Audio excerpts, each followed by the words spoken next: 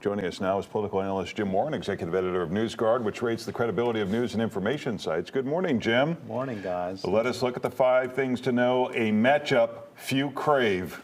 Yeah, it's pretty notable when one steps back. The stakes are so high, the passions are so limited.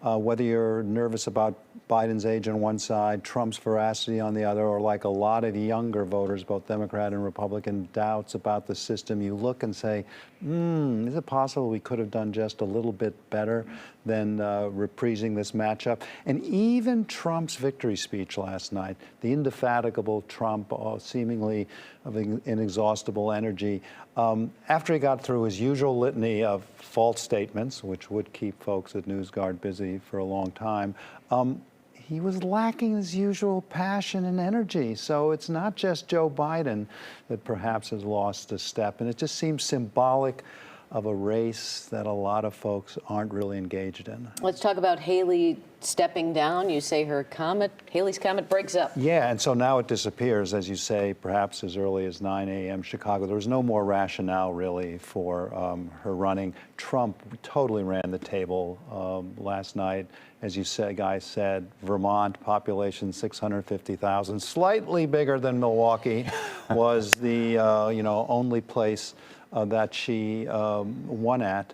And when I looked at Super Tuesday results of 8 years ago, the first time Trump ran, and everyone was saying, "Oh, Trump, he's not going to win." And I looked at some of the states that night 8 years ago. There were some Marco Rubio, remember him, won. Yeah. There were some Ted Cruz won, but last night there was he really kick butt. So what does point 3, Haley's vote, does it send us any clues? Yeah, I think even in losing, if you look at some of the pockets of support, if you look, say, in the suburbs of Virginia, which will be very important, a lot of independent women voters, a lot of college-educated folks, the issue of reproductive rights, really important. One saw, again, as one sees all over the country, where there are pretty big enclaves of college-educated folks, there are not many Trump voters.